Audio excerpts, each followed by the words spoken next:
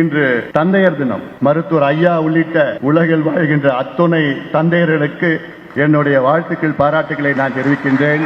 மருத்துவர் ஐயா அவர்கள் நீண்ட ஆயுளுடன் வாழ வேண்டும். 100 ஆண்டுகளுக்கு மேல் நல்ல ஆயுளுடன், நல்ல மன நிம்மதியுடன், நல்ல உடல்நலத்துடன், மகிழ்ச்சியோடு வாழ வேண்டும்.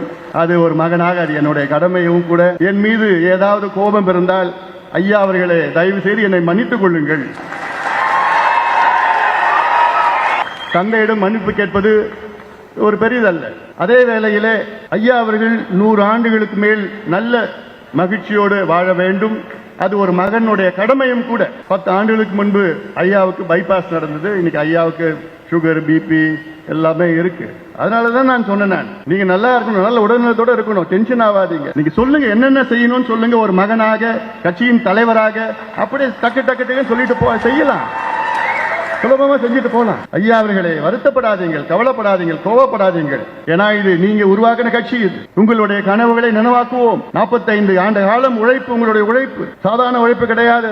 நீங்கள் இன்று தேசிய தலைவர். கடந்த ஆண்டு பாரத பிரதமர் மோடி அவர்கள் வந்து சொன்ன வார்த்தையில் என்னால் மறக்க முடியாது. ஐயா இந்தியாவிலே மூத்த அரசியல் தலைவர் ஐயா அவர்களே என்று சொன்னார். தமிழ்நாட்டில் சொல்ல, இந்திய அளவிலே அந்த மதிப்பு மரியாதை எல்லோருக்கும், எங்களுக்கு மட்டும் எல்லோருக்கும் இருக்கிறது.